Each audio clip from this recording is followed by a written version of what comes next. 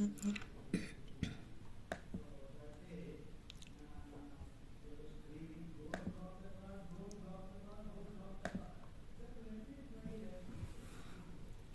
Sri Gurubhyo Namaha.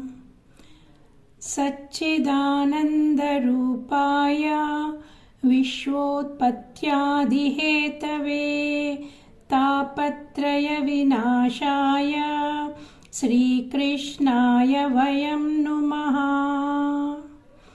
Yam pravrajantamanopetamapretакрутьям Dvaipayano virahakatara ajuhava Putreti tanmayataya taravo bineduhu Tam sarvabhuta hrudayam munimanatosmi. Om Hari Om. I welcome you all to this Bhagavatam session. Last week we discussed about the Bhagavata Saptaha by Sanakadi Rishis for the sake of reviving Bhakti Devi and her two sons who are Vairagyam and Vivekam. These two sons of Bhakti Devi became very, very weak, and weak to such an extent they couldn't even sit down. And it's all because in Kali Yuga, nobody is bothered about the Vivekam and the Vairagyam. Therefore, the so-called Bhakti for them is very superficial. So as a result of that, Bhakti Devi was crying in distress. And Narada Mahamuni happened to pass that side and he saw her distress.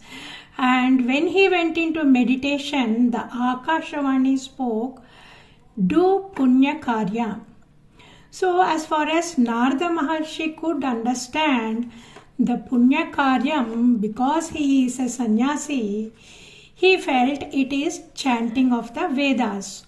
So he chanted all the Vedas, but while he was chanting, the Bhakti Devi was fine, and her both the sons, Jnanam and the Vairagyam, they became little bit energetic, able to sit up.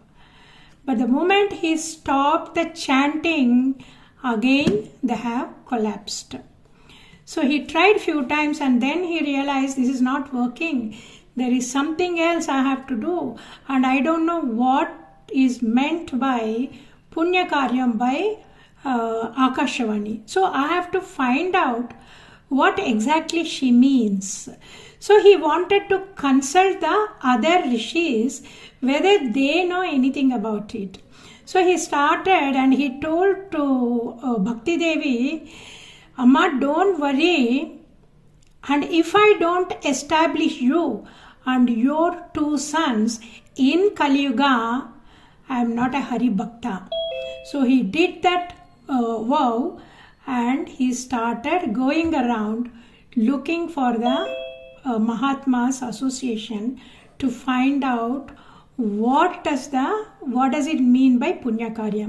So on the way to Badrikashrama, he inquired so many people and nobody knew what it means. So finally he met Sanakadi Rishis in the Badrikashrama, and they said, in Kali Yuga, the only Punya Karya is Bhagavata Saptaha, which is going to remove the sins from the people. Nothing else is as powerful as Bhagavata Saptaham in the Kali Yuga. So then they also suggested, so there is a place between Rishikesh and Haridwar, and there is a big banyan tree. So you arrange for a Bhagavata Saptaham there. So they have arranged for a Narada Maharshi and the people around and all the rishis, they have arranged for a Bhagavata Saptaham, and there all the 4 rishis came, and Sanakadi Maharshi, he narrated Bhagavatam. Okay, so they have also kept 3 chairs for Bhakti Devi and her 2 sons Jnanam and the Vairagyam. So when the rishis narrated the Bhagavatam towards the end, suddenly the Bhakti Devi beautifully decorated herself with these 2 young men appeared. And they were all astonished to find out who she is. Suddenly she had come, and Bhakti Devi always stayed with the Mahavishnu. So you can imagine everybody in Vaikuntham, they are all so well decorated, just like the Mahavishnu. So looking at that, they were all wondering who she is. And after listening to this whole of the Bhagavatam, the end, Bhagavan, Sri Krishna, appeared in the hearts of every person sitting there. And how did he appear?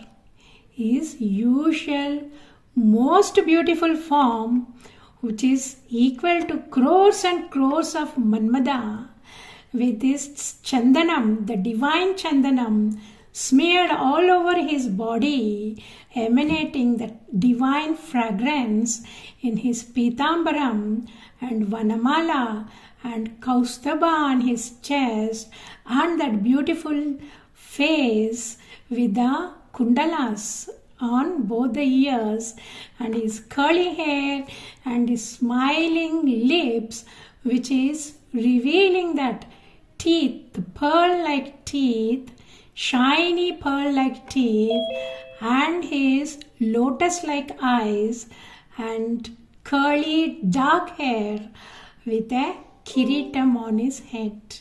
So looking at that, in their own heart, they all went into ecstasy, and in that ecstasy they danced. In that they have forgotten their bodies. At the same time, Jnanam and Vairagyam also became very energetic, and they started dancing and singing in the ecstasy. And Narada Maharshi was astonished to see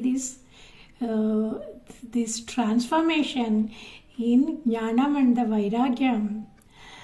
And he was so pleased, and he said, I heard from you this Saptaham has a very powerful effect, and I'm very happy to witness this, the power of the Saptaham.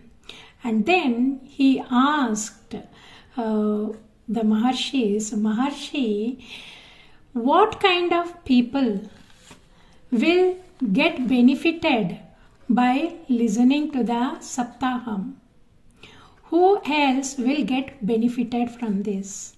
For that, Maharshi said, all the Sanakadi Rishis said, anybody who is constantly performing the sinful acts and who are addicted to the immoral behavior, and those who are consumed by the anger, jealousy, and greed, and those who tell lies, those who go around and killing, and those who neglect their ashrama duties, and those who trouble their parents, those who performed Gohatya, Brahmahatya, and Guru Patni union, and those who steal the gold and temple assets, and those who are ungrateful, the prostitutes, and the cruel-hearted ones who keep on inflicting the pain on others through their thoughts, through their speech and through their deeds. And all these people will be purified with this Saptaham. And Narada Maharshi was so pleased after listening to this. He was so pleased, and he had seen the result of the power of the Saptaham.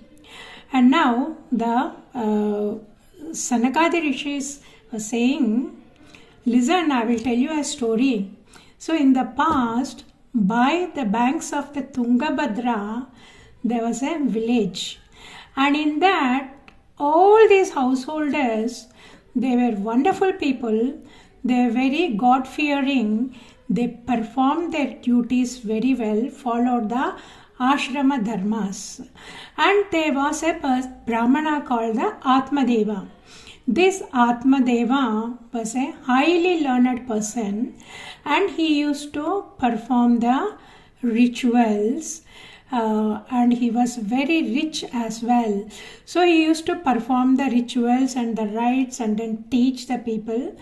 And whatever dakshina he was getting, he used to live only on that. He wasn't using the money he has accumulated in the past. So he was little bit stingy. And he had a wife who is so beautiful, and she is also from a very, very pious family. But unfortunately, this woman is very adamant, and he is very bossy, and everybody should listen to her only. And not only that, she is cruel and all the time gossiping about the others.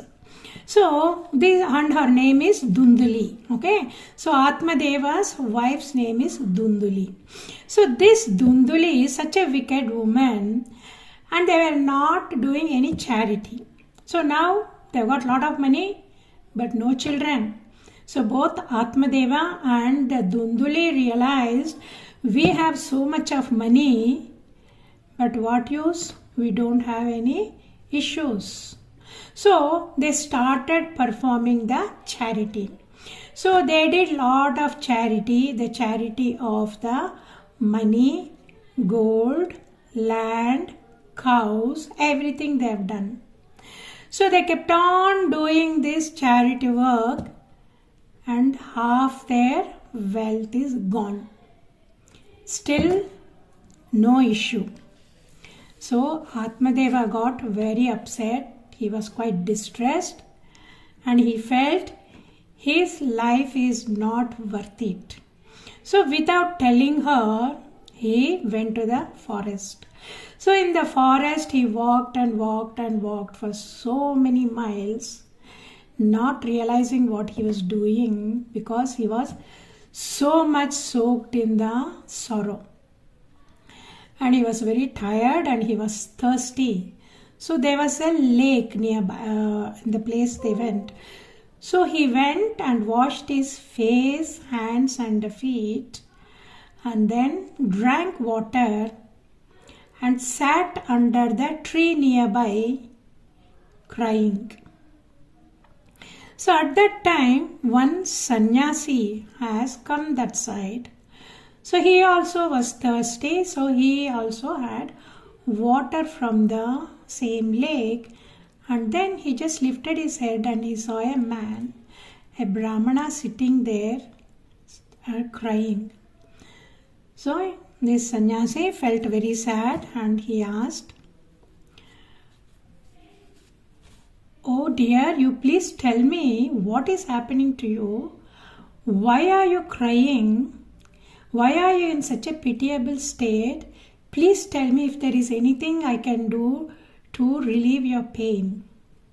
Then this Atmadeva said, "Oh Mahatma, I am very happy to see you. I am really blessed to see you. See, this is my story. I have so much of money and I am a Pandita. I have performed so many rituals, and I have conducted so many rituals, and I have given away a lot of money in the charity also. But still There are no issues for me. And whenever I offer the tarpana to my Pitrus, they are not accepting. And the cows I have in my Goshala also not yielding any calf. And the fruits in the yard are not yielding any fruits. And if anybody gives me fruits also, they are getting rotten very quickly.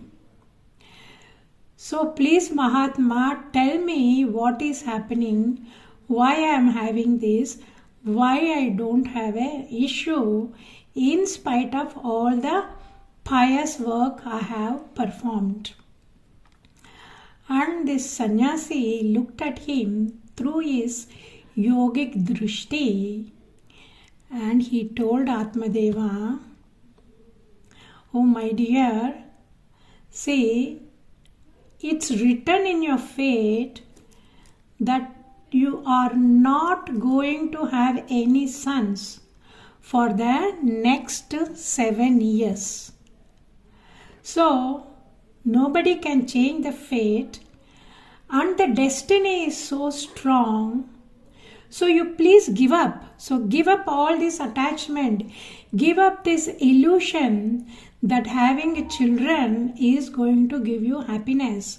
You drop everything, stop all these mundane activities and renounce everything and spend your time in devotional services to realize the God. Renounce everything. That is the only thing which is going to give you permanent happiness. But Atmadeva was adamant. His mind is not prepared for the renunciation. He has got a lot of desires. See, somebody who had accumulated and miserly, overnight they don't become ready to renounce the things. They have a very strong desires. So he said, Mahatma, you have got yogic powers. And I am sure even if in my destiny I am not supposed to have any children, but you have got the power to bless me with a son. You please do that. That renunciation is not suitable for me. And I don't think it will give happiness for me. For me, the house, wife and the children and my friends around are the ones which gives the happiness. I want to enjoy the Grihastha life. Please, please bless me with a son. And Mahatma said, so you are deluded. And in the past, kings like Sagara and Anga, they have suffered so much because of the children, because of their sons. And there was also a king called Chitraketu. So he also tried to change his destiny, and unfortunately he also could not change his destiny, and he also suffered so much. So when such being the case, when the destiny is so strong, why do you want to change it? And why do you want to suffer?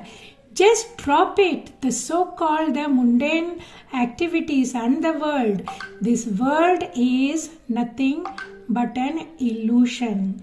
And it shows you happiness, but it will never give you the happiness you are looking for.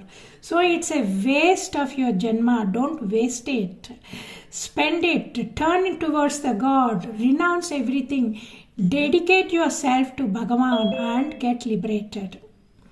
Now, she doesn't want it. He doesn't want it.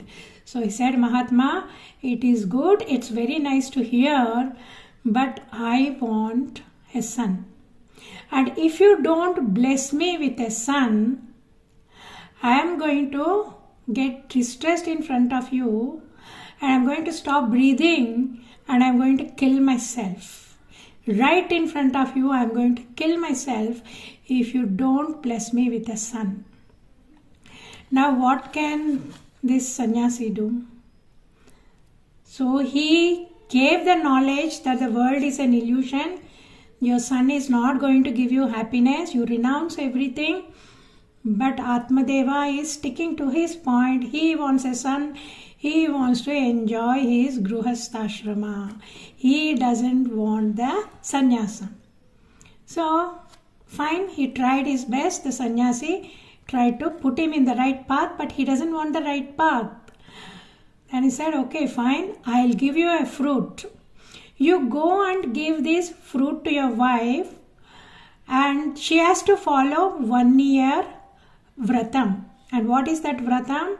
That vratam is she should maintain the cleanliness, truthful, she should practice kindness, she should do a lot of charity, and she should eat only limited food of one type of grain, and should eat only once a day, and she should sleep on the floor.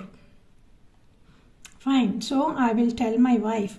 So this sannyasi, he gave him a fruit after doing energizing with the mantras. So Atmadeva was very happy. He got a chance now to have a son. So he took the fruit to his wife, and he gave that fruit to his wife, and he also told him the conditions which the Swami has said. So he gave the fruit and then he went away to do for his work. And now the wife is not very happy about eating the fruit. She doesn't want children, and she felt, if I become pregnant, my tummy will become very big, and when my tummy becomes very big, I won't be able to eat properly, and also it will spoil my beauty, and I will get tired quickly, and suppose a dacoit comes to steal money from my house, I won't be able to run fast. And also, if I become very weak, my husband will bring his sister, and my sister-in-law will steal my wealth. And what if it happens just like a Sukha Maharshi who stayed in his mother's womb for so long? What am I going to do? If this baby stays in my womb for so long, all these things are going to give trouble for me. I don't want to go through all this trouble. I think barren women are much happier than going through all this misery of bringing up a child. So I don't want to have this fruit. I don't want to eat. I don't want to have a baby. So she spoke to her friend. So this is what it is. I don't want to do that. And then her sister came that day, and she narrated the whole thing to her sister. So this Dunduli is very wealthy, but her sister is very poor. So her sister is pregnant now, and she doesn't have money. So what her sister said is, see, I don't have money, but I'm going to have a baby. So what I will do is, I will give my child to you after the delivery, and I tell everybody my child died after delivery. Okay, so I will come and give the child to you. You please give money to my husband, and till now you pretend you are pregnant.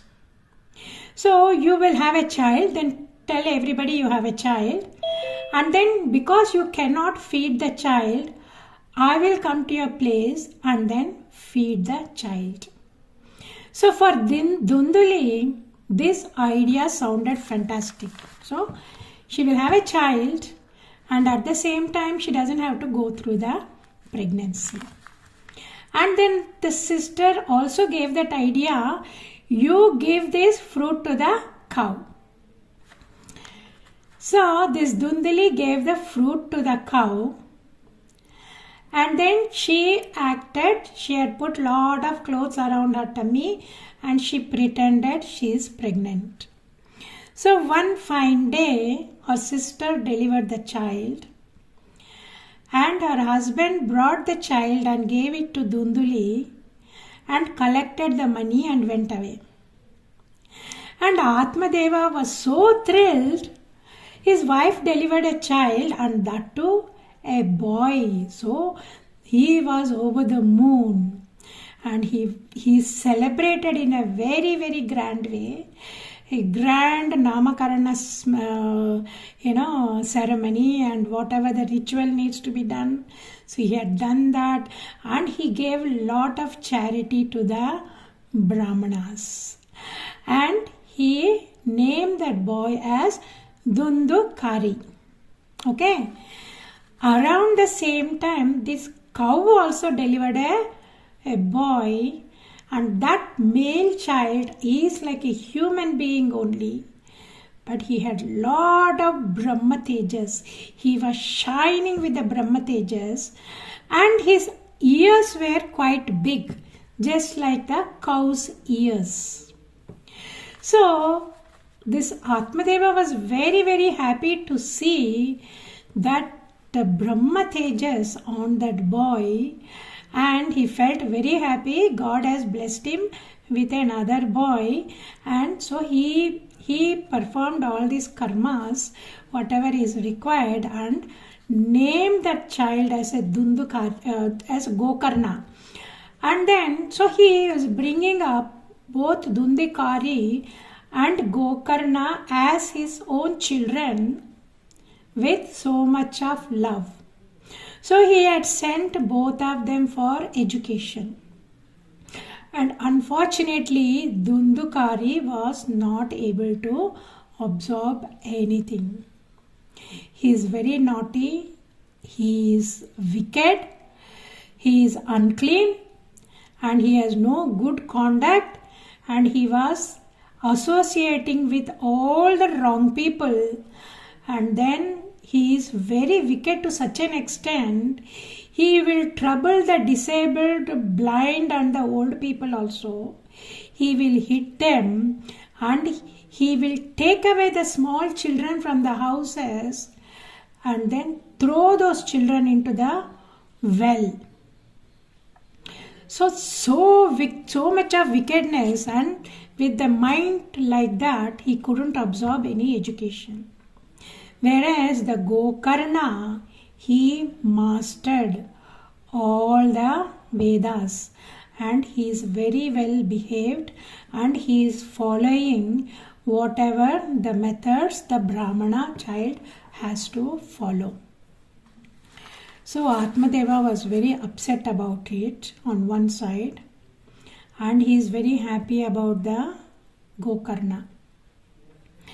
Now, looking at all this wickedness of the Dundukari, Atmadeva started thinking, instead of having a son like that, it's better to be issueless. And what that Mahatma said was right. I didn't listen to him. I was adamant.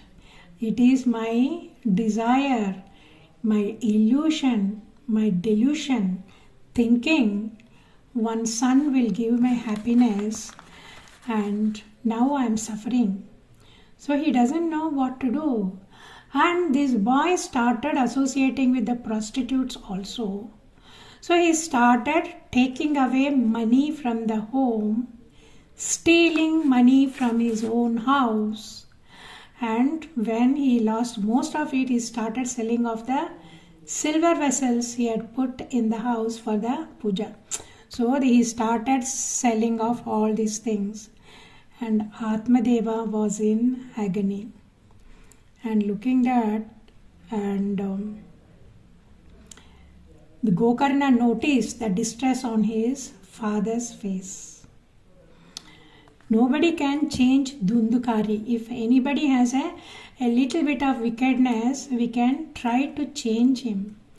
But a wickedness like this, to the extent of taking the children and throwing them into the well, it is the height. So nobody can do that. So Gokarna also felt very sad, And then he said, Father, this life is an illusion. This world has no substance in that, is full of misery, and it's a source of infatuation.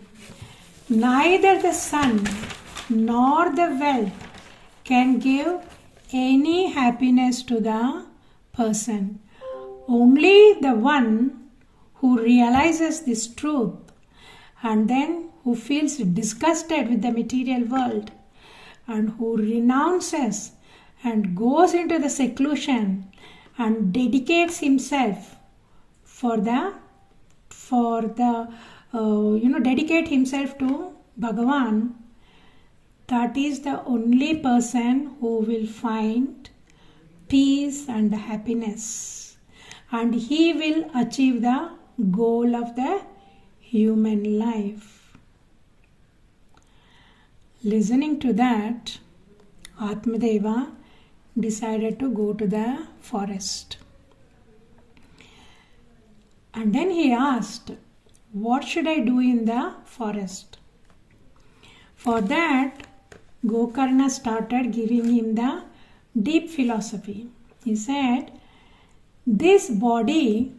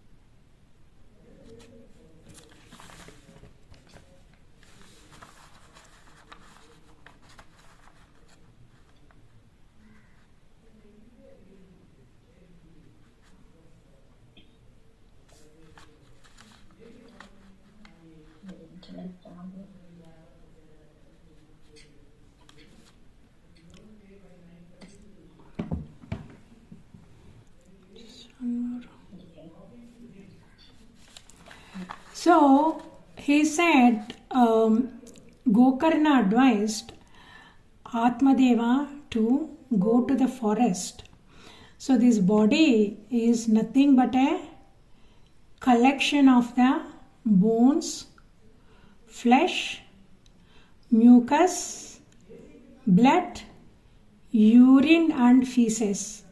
That's all it is. It is just a bag of all these things, and it is temporary. And it creates that illusion this body is okay. Oh, right, sorry, yes, I will start now. Okay, so now the Gokarna told Atmadeva, yes, I'll repeat it. So Gokarna told Atmadeva, oh father, this body is nothing but a bundle of bones, flesh, mucus, blood and urine and the feces, and it gives the illusion it is you.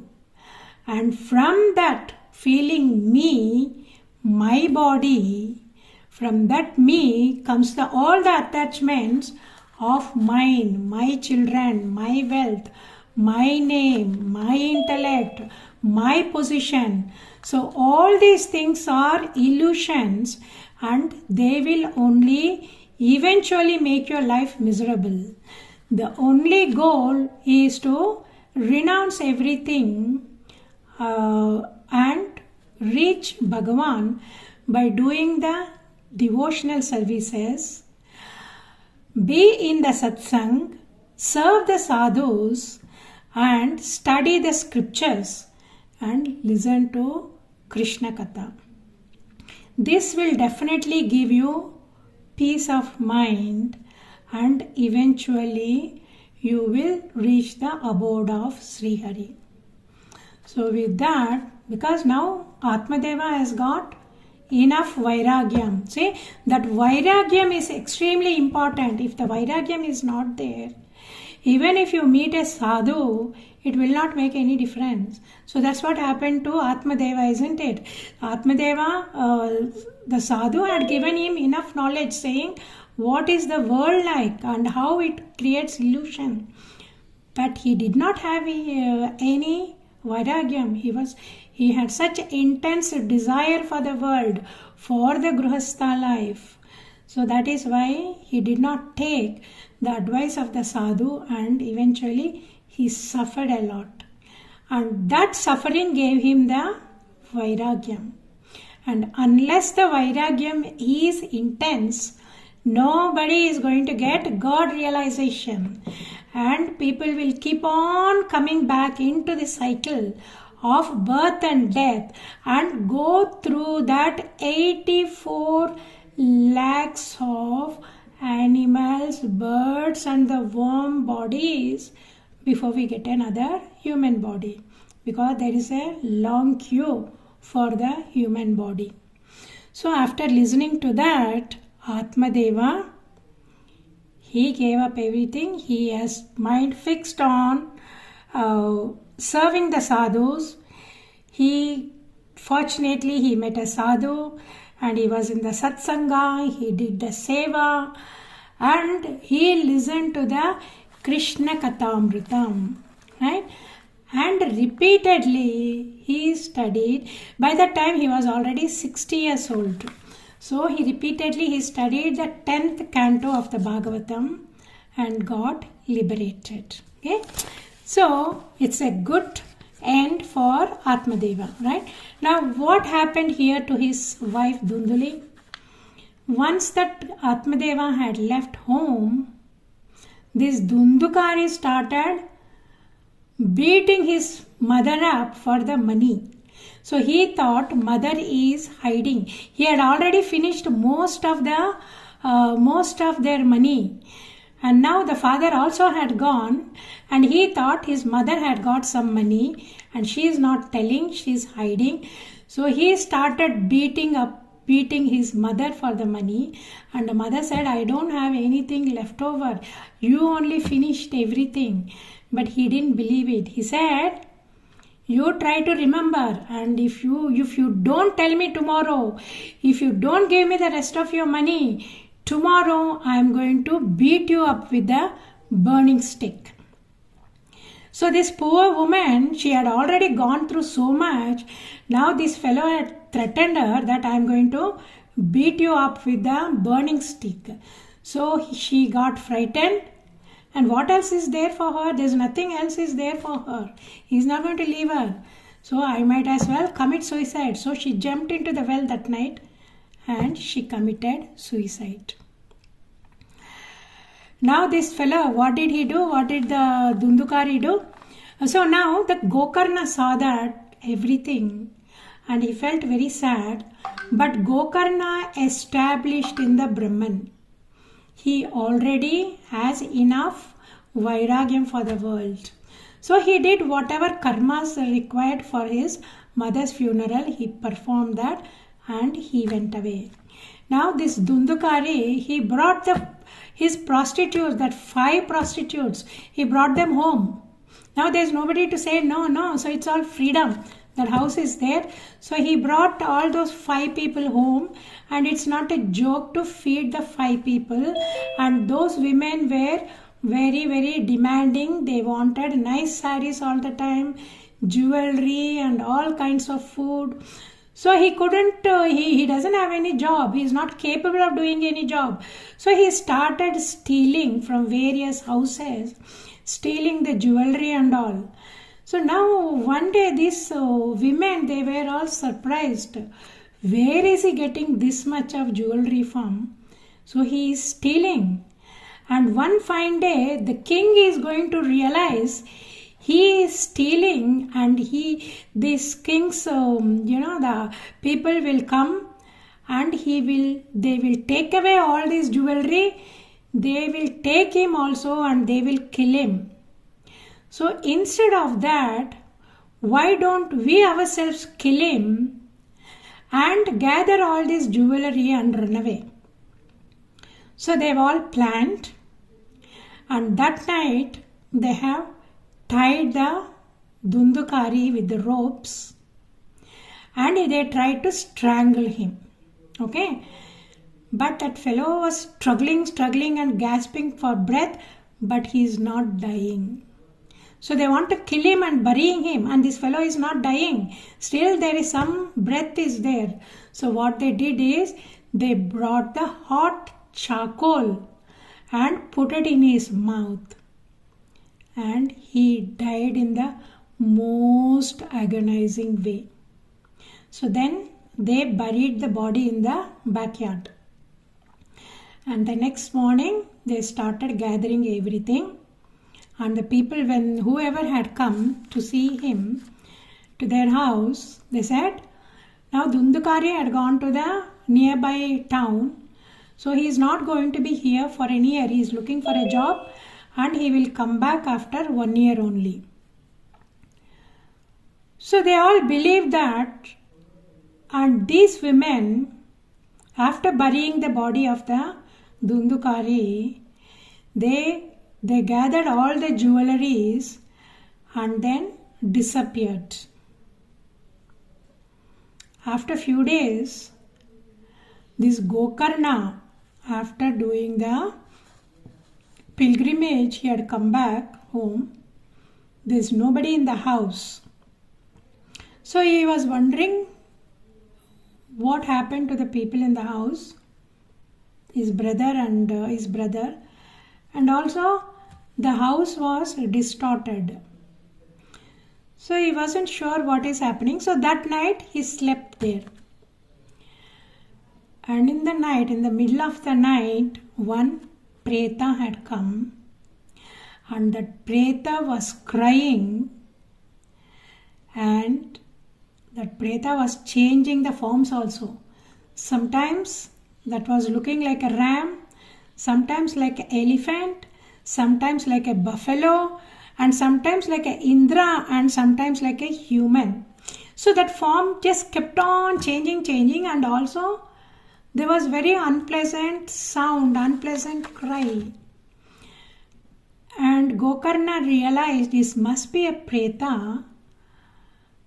And then he said, "Oh, you please tell me, you must be the spirit. Why did you come down to this level? What happened? You tell me." And then that preta started crying and more, but because he couldn't speak. Okay. And then Gokarna, he took little bit of water in his hand and chanted few mantras and sprinkled it on the preta. So then that little bit of strength had come and he started talking softly. "I am your brother Dundukari and I have reached this state because of my own fault. I have committed so many atrocities and I have killed so many children, and I have brought disgrace to my father, and also I killed my own mother, and I kept the company of the prostitutes, and these prostitutes killed me in the most horrible way of strangling me and putting the charcoal in my mouth. And now I am in this, I am so distressed. I am distressed with the heat and the cold, hunger and the thirst, and I don't have a place and I cannot stay in one place." See, what happens to the pretas is, because they don't have a body, they cannot stay in a stable place. They cannot be stabilized in any place because it's a wind, no, it is like air. It keeps moving around and they still have the thirst and the hunger, but they can't eat.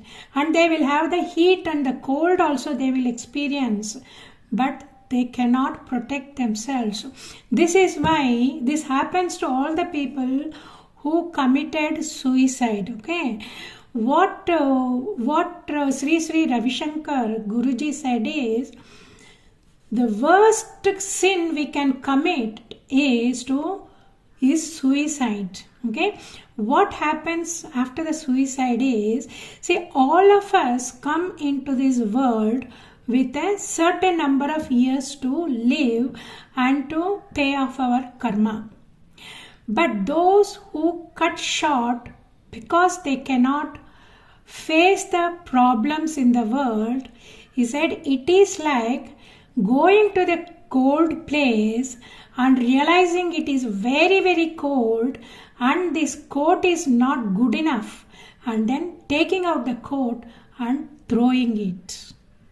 Now what happens in the cold place? You are thinking this coat is not good enough and you wanted a relief, so you got angry with this coat.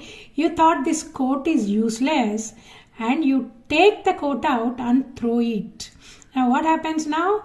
He is cold, he is misery, he is going to get worse. And not only it is going to get worse, he is going to be in that state till the day he is supposed to be in the body. Okay, he has no right to cut short, and that's why we have no right to kill anybody. We have no right to we don't have right to kill ourselves also, because this body belongs to Bhagavan. Our destiny belongs to the cosmic law. The cosmos has got a certain law and we have been put in this place. We have been given this body for a reason. We did not choose this body. We did not choose these circumstances. We did not choose this happiness and the comfortable situation. And we did not choose the miserable situations also. We are nothing but a puppet in the hands of the cosmos. So it is the cosmic law who is in charge of us. And there are so many jivas in the queue waiting for a human body. And it's a sin to to waste this human body. And that is why that suffering is. So he is suffering. So he felt very sad, and then fine, okay, I will go and do Tirtha Yatras, don't worry, you go to your place, you stay there, I will go to Gaya and then offer the Shraddha for you, the rice balls for you. So then he went to Gaya, he went to Kashi, he went to all Punya Tirthas, and then he offered the rice balls, the Shraddha for the Gokarna, for the Dundukaris, for the Preta's satisfaction. So after that he comes, still nothing happened. The Dundukari Preta is still suffering. And then he said, see, I have done so much, I don't know. See, I have studied the Vedas, I have done whatever I can for you to release you from the Pretatma, but I don't know what can I do. I am so distressed. I must ask some people about it. So then Dundukari said, see, the amount of crime I have committed, no matter, even if you give thousands and thousands of Shraddha, it is not going to relieve me. You have to come up with some other idea. You please ask people. So this Gokarna consulted so many people, so many learned panditas in that area, and they all said, see, we don't know anything.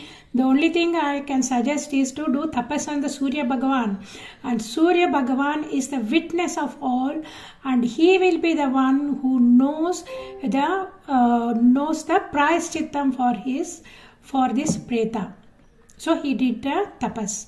Gokarna did the tapas, and Surya Bhagavan appeared. And Surya Bhagavan appeared and he said, there is only one remedy for this preta, for the amount of crimes he has committed. You conduct a Saptaham, Bhagavata Saptaham, and let him listen, and that will relieve him. So everybody heard this, all the elders in that area, they heard that, and everybody religiously they organized, and they have sent invitation to the people in all the villages nearby, and they organized a nice pandal, the seat for the Vakta and the Prokta, and then they started the Saptaham.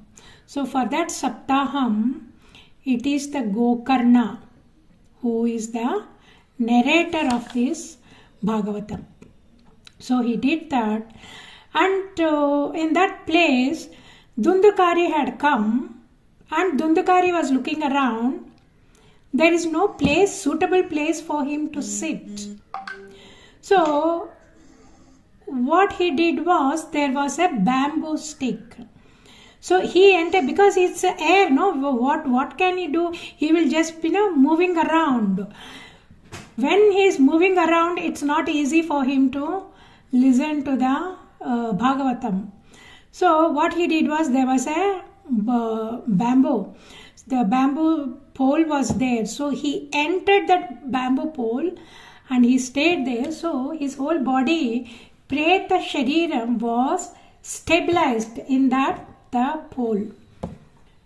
So he listened, he sat there, and Gokarna started narrating. At the end of the day, one pole has got few marks, that one segment. So that one, by the end of the day, one segment broke in that pole. So everybody was surprised. What is this? Oh, it happened like that. So the next day, again, by the end of the next day pravachan, another the joint had broken. So like that, all 12 skandhas over 7 days, one joint had broken, and at the end of the 7th day, that Dundukari attained the form of Sri Krishna. He attained that form with all these decorations and all. And then he spoke to his brother Gokarna, "Oh brother, I am so grateful to you. Just by listening to this, my papams got erased. Now I got released from this Preta Sriram." So at that time, that Pushpak Viman had come with the Vishnu Dutas. So Vishnu Dutas came and they took this Dundukari, the one, the released Preta in the form of Bhagavan. They took him in the Pushpak Viman.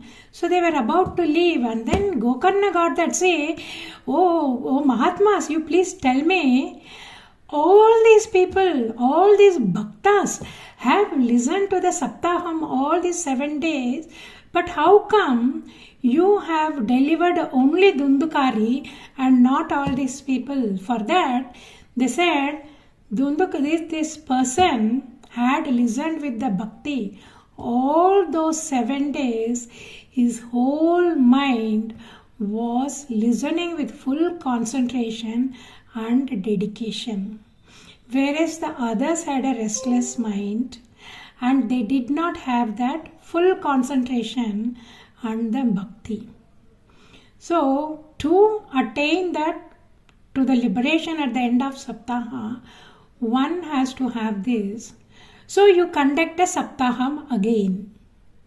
So this time, if they do it with the bhakti all 7 days, we will definitely release them. So, and then the Pushpak Viman went away, and then Gokarna, after few months, he organized another Saptaham, and this time he called many more people, and then he narrated the Bhagavatam, and he told everybody about it, and everybody listened with the full concentration and the bhakti, total dedication. They have listened, and at the end of the 7th day, Bhagavan himself appeared in his form, and he embraced Gokarna, and he said, "Gokarna, you did such a wonderful job of narrating the Bhagavatam and releasing all these jivas. So I will give you the body as mine, my rupam you will get." So he had a Sarupya Mukti. Okay, so he had a Sarupya Mukti. He took him in his plane, and there were many more Pushpaka Vimans with the Vishnu Dutas, and all of them got liberated. All